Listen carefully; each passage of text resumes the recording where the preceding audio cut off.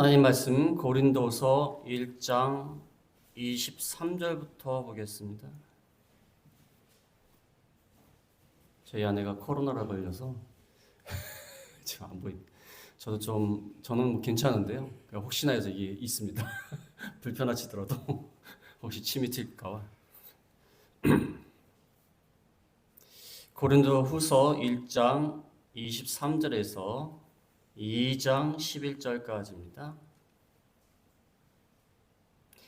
1장 23절에 내가 내 목숨을 걸고 하나님을 불러 증언하시게 하노니 내가 다시 고린도에 가지 아니한 것은 너희를 아끼려 함이라. 우리가 너희 믿음을 주관하라는 것이 아니요 오직 너희 기쁨을 돕는 자가 되려 함이니 이는 너희가 믿음에 섰음이라. 2장 1절에 보면 2장 1절에 내가 다시는 너에게 근심 중에 나아가지 아니하기로 스스로 결심하였노니 내가 너희를 근심하게 한다면 내가 근심하게 한 자밖에 나를 기쁘게 할 자가 누구냐. 내가 이같이 쓴 것은 내가 갈 때에 마땅히 나를 기쁘게 할 자로부터 도리어 근심을 얻을까 염려하며 너희 모두에 대한 나의 기쁨이 너희 모두의 기쁨인 줄 확신하매로라. 내가 내 마음에 큰 눌림과 걱정이 있어 많은 눈물로 너희에게 썼노니 이는 너희로 근심하게 하려는 것이 아니요 오직 내가 너희를 향하여 넘치는 사랑이 있음을 너희로 알게 하려 함이라.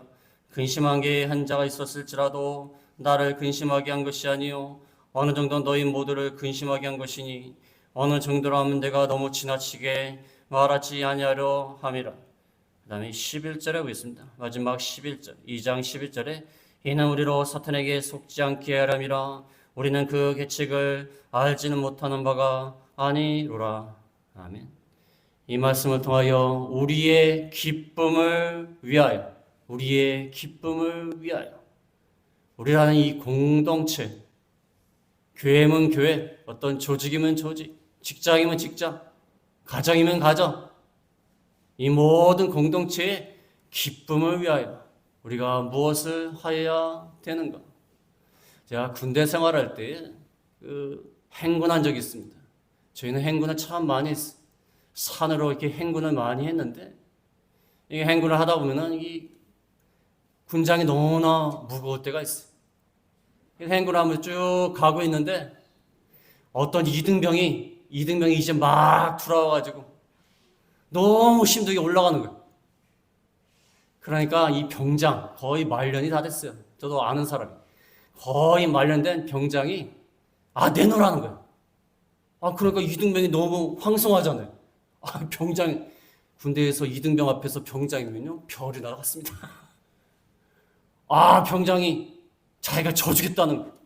네가 너무 힘드니까 내가 해주겠다는 거예요. 그러니까 너무나 황송한 거예요. 근데 이등병은 이게 뭐 군대 생활 처음 하니까 너무 힘든 거예요. 그러니까 병장이 자기 짐도 있는데 그 짐을 또 올려가지고 같이 갔어요.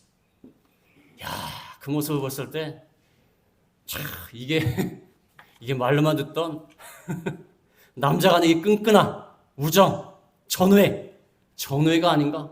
그런 생각을 한 적이 있어요. 우리가 어떤 조직이나 단체에서 서로 아껴주고 협력하고 그러면서 서로 기뻐하고 서로 즐거워하는 거 참 좋은 것입니다. 우리 이제 목회자들이니까 목회자들끼리 만나서요. 서로 이번에 교육자 수행에도 했지만 서로 만나서 고통을 함께하고 슬픔을 같이 하고 서로 위로해주고 서로 사역을 하면서 느끼는 기쁨, 이 동역하는 그런 기쁨이 있습니다. 목회자뿐만 아니라 어떤 회사를 다닐지라도 동료 간에 이렇게 힘을 합쳐가지고 함께 일할 때 손발이 탁 맞아서 어떤 일을 잘했을 때 이런 기쁨이 있어요. 가정 안에서도 서로 챙겨주고 서로 위해주고 서로 돌봐주고 그러면서 어떤 기쁨을 누리는 그런 경우가 있습니다. 여기 나오는 사도 바울도요. 사도 바울이 고린도 교회에 보내는 편지가 고린도 전서와 고린도 후서인데 고린도 교회는 사도 바울이 2차 전도여행 때 사도 바울이 1, 2, 3차 전도여행, 물론 5차까지 말하신 분이 있지만 1, 2, 3차 전도여행을 하는데 2차 전도여행 때 세운 게 고린도 교회. 그런데 고린도 교회가 참 문제가 많았습니다. 고린도 전서에 보면요, 고린도 교회가 얼마나 문제가 많은지 몰라요. 서로 파로 나눠져가지고 막 싸우는 거예요.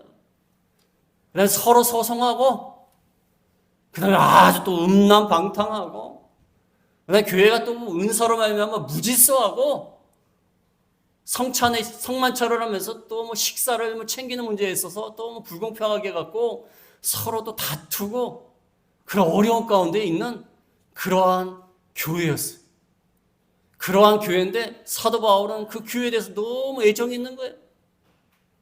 그들과의 관계 속에서 누리는 그 기쁨, 그것을 유지하기를 원하였습니다. 유지하기를 원하였지만 크게 제대로 되지 않았어요. 너무 문제가 많아갖고요. 사도 바울이요, 무려 4번이나 편지를 보냈어요. 4번이나. 첫 번째는 왜 보냈냐면 너무 문제가 많으니까 첫 번째 편지를 막 보냈어요. 근데 안 돼. 더 문제가 더 심각해졌어요. 그래서 두 번째 편지를 보냈습니다. 두 번째 편지가 뭐냐면 고린도 전서예요. 고린도 전서. 두 번째 편지를 보내가지고 너희들의 문제가 무엇인데 그것에 대해서 사도 바울이 잘 설명을 해줬는데, 그 편지를 받고 야, 이제부터 잘하겠다 생각을 해야 되는데 토심해졌어. 그러니까 사도 바울이 급하게 고린도 교회를 방문했어. 이게 두 번째 방문이죠. 첫 번째는 개척하느라고 방문했고, 두 번째로 방문을 했어. 방문을 한 다음에 세 번째도 또 방문하려고 했어요. 두 번째 방문하고 또 돌아오는 길에 또 방문하려고 했어. 그런데 중요한 것은요, 두 번째 사도 바울이 방문했을 때 큰 문제가 생겼어요. 사도 바울이 이제는 교회의 문제가 아니라 사도 바울 자체를 이제 공격하는 거예요. 네가 무슨 사도냐? 너는 뭐 예수님의 제자도 아닌데, 뭐 사실상 뭐 예수님 살아계셨을 땐 제자는 아니었어, 사도 바울이. 나중에 예수님이 부르신 거지. 네가 뭐 예수님의 제자도 아닌데, 네가 편지는 괜찮게 쓰는 것 같은데, 뭐 말하는 거 보니까 현찮다. 이 공격을 하고 인신 공격을 했어. 거기 사도 바울이 급히 떠났어. 급히 떠난 다음에 이제 다음에 또 방문하기로 했었는데 이제 방문을 안 한 거예요. 안 한 거예요. 어떻게 방문할 수 있습니까? 그 다음에 방문 대신에 세 번째로 편지를 썼습니다. 고린도전서 쓴 다음에 세 번째로 편지를 썼는데 뭐를 썼냐면, 저렇게 나를 욕하고 인신공격하는 자를 처벌을 해라. 잘못된 것을 바로 잡아라 하면서 편지를 보냈어요. 이게 눈물의 편지예요. 눈물의 편지. 각오를 하고 편지를 보낸 것입니다. 이게 잘 해결이 될까? 불안한 마음에 편지를 보낸 거예요. 근데 나중에 세 번째 편지를 보내놓고 들려오는 소식이 모든 문제가 다 해결이 됐다는 거예요. 범죄자도 잘 처벌을 하고 그가 또 회개하고 돌아오고, 그래서 네 번째 편지인 이 고린도후서를 보내는 겁니다. 고린도후서를 보내면서 내가 너희와 관계에서 기쁨을 유지하려고, 기뻐하는 관계, 서로 기뻐해야 되는 관계, 서로 기뻐해 주는 관계, 서로 기쁨을 주는 관계, 이것을 유지하기를 원하였다는 것입니다. 원해서 이러한 일들을 하였다는 것입니다. 그래서 여기 근심하게 하는 자가 나오는데, 근심하게 하는 자가 이 바울을 비방하는 자예요. 2장 2절에도 2장 2절에 내가 근심하게 한 자밖에, 2장 2절이 아니라 5절에 보면은, 2장 5절에 보면은 근심하게 한 자가 있었을지라도 나를 근심하게 한 것이 아니요, 근심하게 하는 자가 계속해서 나옵니다. 바울을 비방하는 자예요. 바울을 공격하는 자. 이 공격 때문에 바울과 고린도의 관계가 깨어졌어요. 깨어지게 생겼어요. 그래서 사도 바울이 그것에서 편지를 보내면서 이렇게 간절히 하나님께 기도하면서 이렇게 하였다는 것입니다. 그래서 오늘 말씀을 통하여 우리의 기쁨을 위하여, 우리가 특별히 인간적인 기쁨, 인간적으로 기뻐하는 관계가 아니지 않습니까? 하나님 앞에서 영적으로 보면 다 하나님의 자녀예요. 그리스도의 피값으로 산 하나님의 자녀예요. 이 하나님의 자녀 간에 우리가 서로 교제하고 서로 위해주고 기도해주고 이러한 기쁨이 있습니다. 이러한 기쁨의 관계를 잘 유지시켜야 돼요. 그것을 위해서는 어떻게 해야 되는가? 첫 번째로 말씀드릴 것은 그들을 방문하지 않기로 했다는 거예요. 그들을 방문하지 않기로 하였다. 1장 23절에 보면 1장 23절에 내가 내 목숨을 걸고 하나님을 불러 증언하게 하시노니 내가 다시 고린도에 가지 아니한 것은 너희를 아끼려 함이라. 2장 1절에도 보면은 2장 1절에 내가 다시는 너에게 근심 중에 나아가지 아니하기로 스스로 결심하였노니 내가 너희를 근심하게 한다면 내가 근심하게 한 자밖에 나를 기쁘게 할 자 누구냐? 그들을 방문하지 않기로 하였다. 두 번째 방문했을 때 너무 사도 바울을 공격한 그 사도 바울도 뭐 기분이 좋겠습니까? 근데 중요한 것은요, 주변에 있는 사람들이 거기에 대해서 무슨 제재를 하거나 제대로 처리를 하지 않았어요. 그래서 사도 바울도 상처를 입고 서로가 안 좋아요. 그런데 또다시 그걸 방문하면 되겠습니까?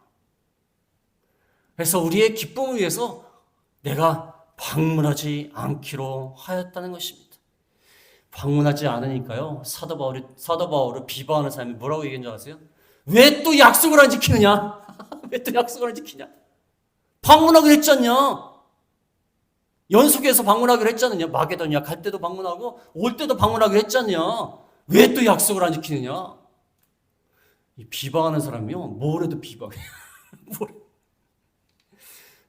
옛날에 어떤 목사님의 자녀인가요? 목사님의 자녀가 너무 그 짧은 치마를 입고 오는 거예요. 그러니까 교인들은 막 뭐라 그러는 거예요. 목사님 딸이 그러면서. 그래갖고 또 긴 치마를 입고 가니까 뭐 이렇게 그냥 후지구리하게 입고 다니는 거예요. 그럼 어떻게 입고 다닙니까? 어떻게 입고 다니? 뭘 해도 비방하는 거예요. 뭐 진한 색깔 입으면 진한 색깔 입었다고 비방하고, 흐린 색깔 입으면 흐린 색깔 입었다고 비방하고, 파마를 하면 파마를 했다고 비방하고, 안 하면 안 한다고 비방하고, 뭐 어떻게 해야 됩니까? 사도 바울이 급하게 방문해가지고 했는데 너무 모욕을 당해갖고 힘들어가지고 서로 이렇게 문제가 발생할 것 같으니까 방문하지 않았어요. 근데 왜 방문하지 않았느냐? 약속을 해놓고. 그러나 사도 바울은요, 여기 뭐라고 얘기냐면 23절에 내가 내 목숨을 걸고 하나님을 불러 증언하게 하시노니 하나님이 내 증인이시다. 목숨을 걸고 내가 거짓말하는 거면 하나님 앞에 목숨까지 내놓는 거다.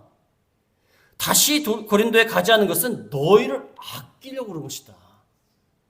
약속을 안 지킨 거 잘못했지만 하나님이 내 증인이시다. 맹세컨대 내가 순수한 마음으로 너희를 아끼려고 그런 것이다.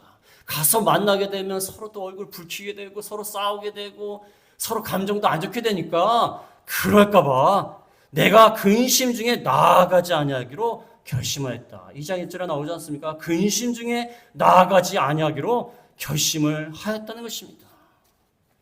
그 다음에 2장 2절에 뭐라고 있죠? 2장 2절에 내가 너희를 근심하게 한다면 내가 근심하는 자밖에 나를 기쁘게 할 자가 누구냐? 2장 2절 좀 어려운 말인데요. 우리가 서로 기쁨을 주고받는 관계 아니냐? 기쁨을 주고받는 관계고 너희는 나를 기쁘게 하는 자들이다. 근데 내가 너희를 기쁘게 하면 되겠느냐?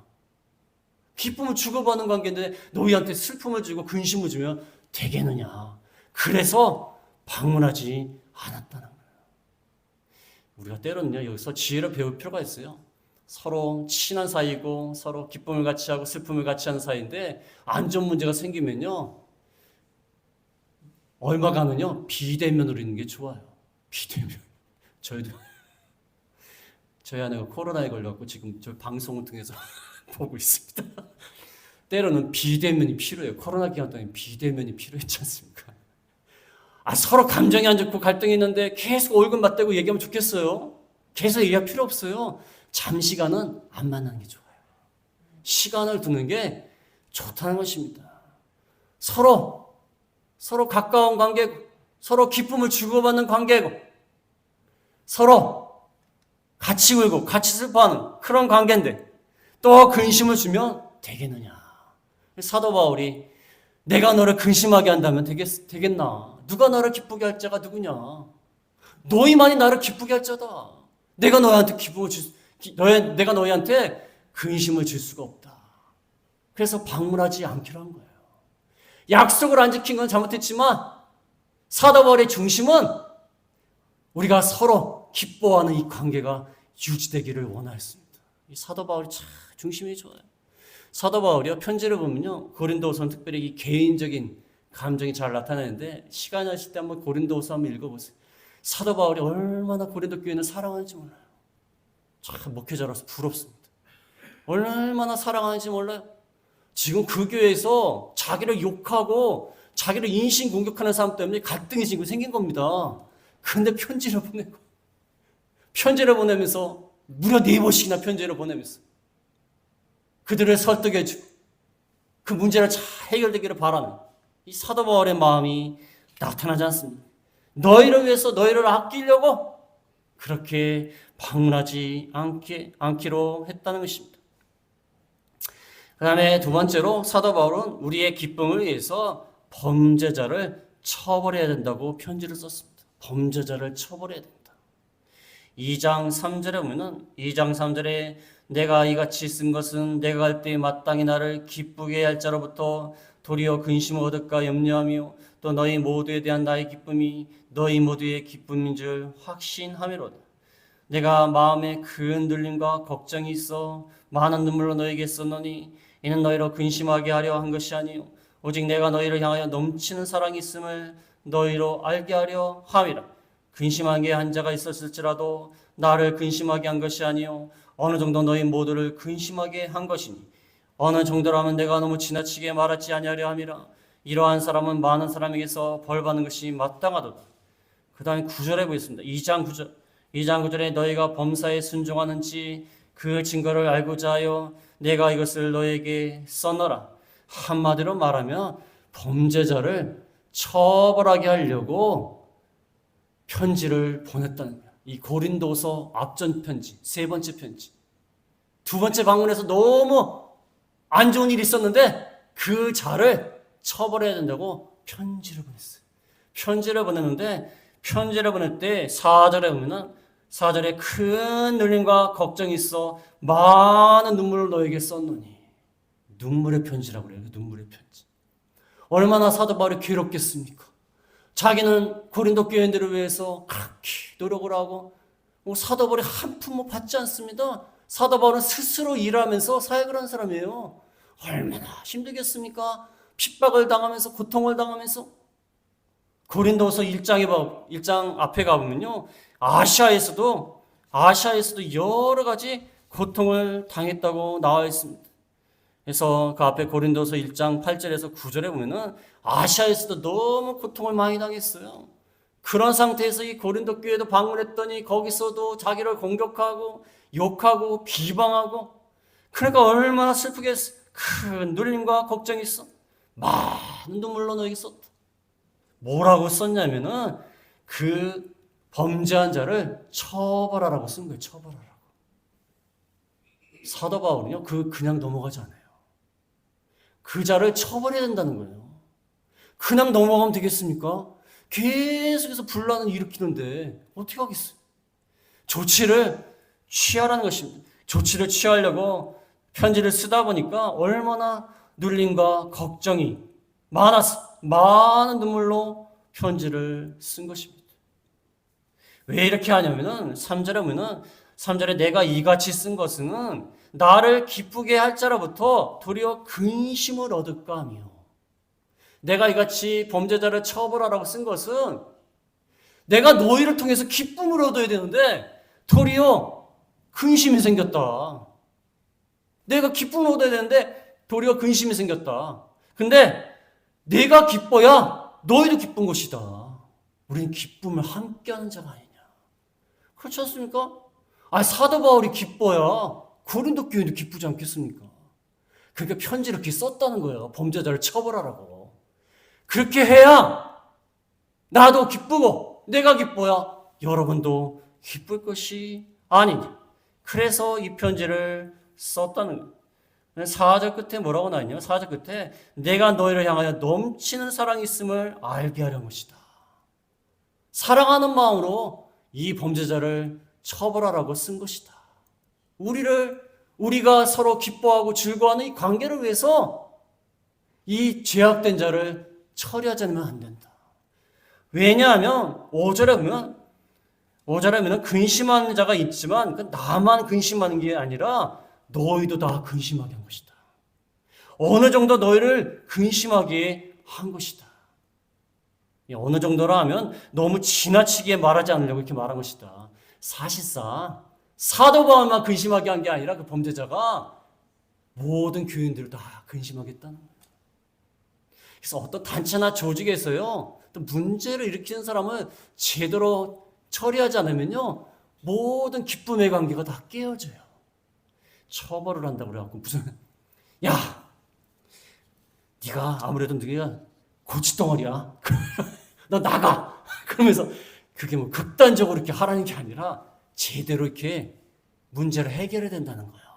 그 사람은 뭐 설득을 한다든지 잘못된 것을 얘기를 한다든지 올바로 인도한다든지 그렇게 하라는 거예요. 그렇게 해야 되지. 그렇지 않으면 이 근심하는 자로 인해서 우리 모두가 기쁨이 다 사라지고 근심이 사라질 수밖에 없다는 것입니다. 그래서 6절에 보면은 6절에 이러한 사람은 많은 사람에게서 벌 받는 것이 마땅하도다. 사실상 사도 바울이 눈물의 편지를 썼는데 해결이 된 거야. 잘 처리가 된 거야. 공적으로 어떤 처벌을 받은 것 같아. 잘 처벌이 됐어. 잘 처벌이 돼가지고 충분하게 되었다는 것입니다. 9절에 보면 너희가 범사에 순종하는지 그 증거를 알고자 하여 내가 이것을 너에게 써노라. 편지를 왜 썼냐면 너희가 그 범죄자를 가만 놔두지 말고 잘 처리하는지 잘 순종하는지 알아보려고 이렇게 썼다는 것입니다. 그래서 한마디로 말씀드리면 어떤 문제가 있을 때 공동체에 문제가 있을 때 그것을 잘 처리를 해야 돼요. 그냥 슬쩍 넘어가면 안 돼요. 슬쩍 넘어가면 안 됩니다. 제 옛날에 이빨이 하도 아파가지고요. 전 치과에 가는 게 그렇게 싫습니다. 그냥 가만히 앉아있는데 막 이빨이 이러면은 뭐 답답하기도 하고 막 괴로워요. 뭐 잉 소리도 나고 치과 가는 게 싫은데 계속 아픈 거예요. 그냥 무시하고 넘어가려고 했어요. 그냥. 가기 싫으니까 그냥 어떻게 해서 근데 참자. 그랬더니 하도 아파갖고 안 돼갖고 치과를 갔더니 의사가 이거를 씌워야 된대요. 그래서 씌우는 게 너무 싫어서 돈도 많이 들고 싫어갖고 이거 안 씌우면 어떻게 되냐고 했더니 큰일 났대요. 큰일 났대요.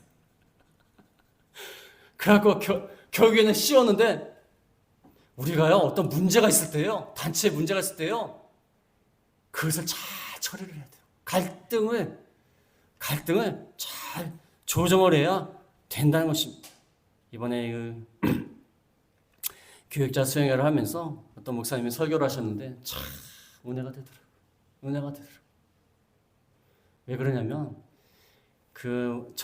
먼저 번에 그 설교하신 분이 조금 그 작은 교회, 가난한 교회를 갖다가 약간 고통을 주는 그런 말씀을 하셨어요. 그분도 좀 실수를 하신 거죠.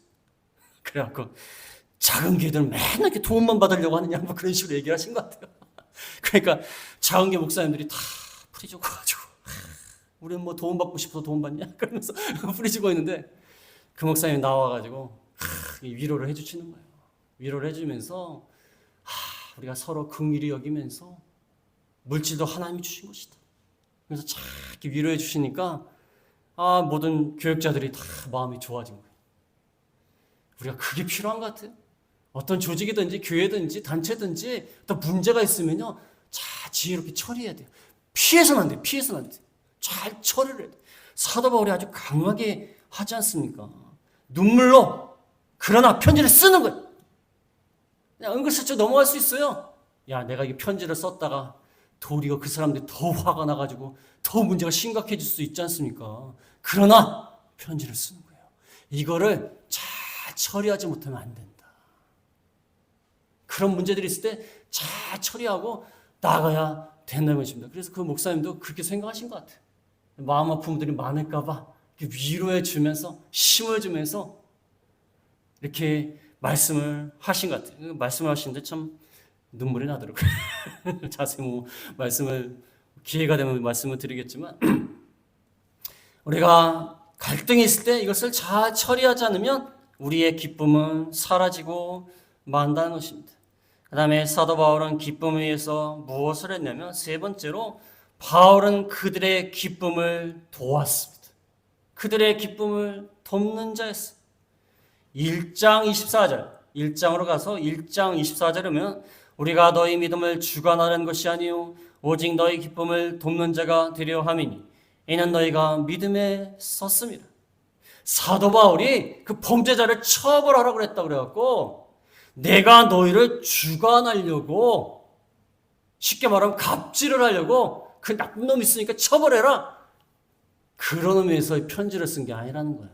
그게 아니라 너희 기쁨을 돕는 자가 되려 함이라. 사도 바울과 교인 사이에 어떤 기쁨을 돕는 자가 되기를 원한 거예요. 그래서 어떤 조직이나 어떤 모임에 가보면요, 기쁨을 돕는 자들이 있어요. 분위기가 아주 안 좋을 때 탁 들어가가지고 막 농담하면서 즐거워 막 가볍게 얘기하면서 툭툭 쳐가면서 분위기를 갖다가 좋게 만드는 사람들이 있어요. 사도 바울이 그렇게 했다는 거예요. 우리가 그것을 배워야 돼요. 기쁨을 돕는 자, 분위기를 좋게 만드는 사람. 근데 어떤 사람은요, 아주 분위기가 좋았는데 그 사람이 딱 오면요, 분위기가 탁 떨어져요. 그런 경우 있어요. 저희도 목사님들 모임에서 나가서 같이 식사하고 이렇게 하다 보면요, 분위기가 되게 좋았어요. 목사님 오셨어요. 그러면서 막 농담하고 막 이러는데 어떤 분이 딱 오면요, 분위기가 더 주저앉아 버려요. 이러면서 눈치 보게 되고, 근데 뭐 잘못한 게 있나? 우리가 기쁨을 돕는 자가 돼야 돼요. 사도 바울은 너희와 관계에서 기쁨을 누리고 싶다. 이런 어려운 문제가 있었지 않느냐? 내가 도와주고 싶다. 솔직히 도와주고 싶겠습니까? 고린도 교회에 자기를 비방하는 자가 있는데 자기를 막 목욕하고 너도 뭐 사도냐? 너는 말이 뭐 현찮냐? 사도 바울이 좀 생긴 게 좀 그랬나 봐요. 너는 왜 그 모양으로 생겼느냐? 그러면서 욕했는데 사도 바울은 편지를 보내면서 그들의 기쁨을 그래도 돕는 자가 되는 거예요. 사도 바울이 참 사랑이 많은 사람이에요. 사랑이 많은 사람이라고 할 수 있어요. 우리 같으면 그렇게 하겠습니까? 너 나를 비방했어? 내가 너희한테 어떻게 했는데? 그러면서 난리를 칠 텐데 사도 바울은 그래도 난 너희의 기쁨을 돕는 자요, 너희를 주관하는 자가 아니다. 너희의 종이다. 너희를 섬기는 자다.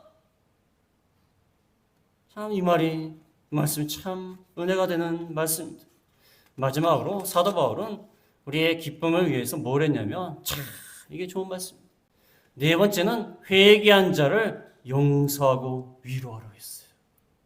그 범죄자를, 자기를 욕하는 자를 위로하고 용서하라고 했어요. 7절에 보면은 7절에 그런즉 너희는 차라리 그를 용서하고 위로할 것이니 그가 너무 많은 근심에 잠길까 두려워하느라. 그러므로 너희를 권하노니 사랑을 그들에게 나타내라.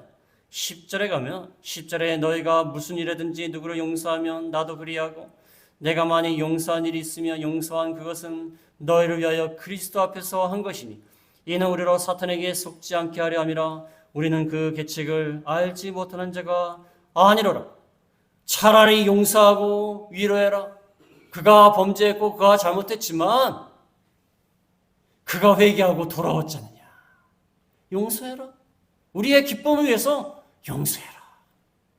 그렇지 않으면 너무 많은 근심에 잠겨버릴까봐, 익사를 당할까봐, 근심에 슬픔에 잠길까봐 두려워하느라. 이렇게 어떤 잘못을 저지르면요, 나중에 너무 자책하는 경우가 있어요. 사람들이 뭐라고 하고 비난하고 그러면 너무 자책이 돼요. 그래서 슬픔에 잠겨버릴까 두려우니까 사랑을 그들에게 다시 나타내라. 다시 그들을 사랑한다는 것을 확인시켜줘라. 참 사도 바울이 얼마나 참 좋은 말입니까? 그렇지 않습니까? 그가 용서하고 그가 회개하고 돌아왔으면 위로해줘라. 우리가 서로 기쁨을 나누는 관계가 아니냐. 용서해 주라는 것입니다. 그래서 10절에도요, 너희가 용서하면 나도 그리하고, 강요하는 건 아니다. 너희가 그렇게 하면 너희가 누구를 용서하면 나도 그리하고 내가 용서할 일 있으면 용서한다. 사도 바울은요, 범죄자를 이미 다 용서했어요. 용서하고 너희도 용서하라는 거예요. 그러나 강요하진 않는다. 너희가 용서하면 나도 용서한다. 용서하고 위로해라. 왜? 그리스도 앞에서 하라는 거예요. 그리스도 앞에서. 우리가 그리스도 앞에서 얼마나 많은 죄를 용서받았습니까? 그러니까 잘못한 사람이 있어도 용서하라는 거예요. 우리가 그리스도 앞에서 얼마나 용서를 많이 받았습니까? 제가 옛날에 어떤 교회에서 한 10년 전인가요? 10년 전인가 어떤 교회에서 목회하고 있는데 어떤 사람이 무슨 잘못을 했어. 잘못을 해갖고 그 사람 왜 그럴까? 그 사람 가서 한마디 해버릴까? 그러면서 별 생각이 다 드는데 하나님 뭐라고 하시냐면, 야, 너도 그런 잘못을, 똑같은 잘못을 너도 했어. 근데 내가 용서했어. 너는 뭔데 용서하냐? 너는 뭔데 용서하냐? 나도 네가 똑같은 잘못을 한 거 내가 용서했어. 사람이요, 지가 잘못한 건 생각 안 하고 남이 잘못한 것만 잘 보여요. 남의 눈에 티에는 티가 안 보이지 않습니까? 티는 잘 보여요. 근데 자기 몸속에는 들보는, 들보 얼마 큽니까? 기둥 아니 기둥. 들보는 또 안 보여요. 남의 눈 속에는 티는 얼마나 잘 보는지 돋보기 속에 다 잘 봐요. 남의 눈 티. 근데 자기 몸속에 있는 커다란 기둥 같은 들보는 깨닫지 못하는 거예요. 인간이 이게 아주 못된 존재. 못된 존재. 하나님이 그렇게 감동을 주시는 거예요. 우리가 서로 위로하고 용서하는 것은 그리스도 앞에서 그렇게 하는 것이다. 그리스도께서 우리를 용서해 주었잖아요. 그 다음에 11절에는 사탄에게 속지 않게 하려고 그렇게 한다. 그 계책을 알지 못하는 바가 아니로다.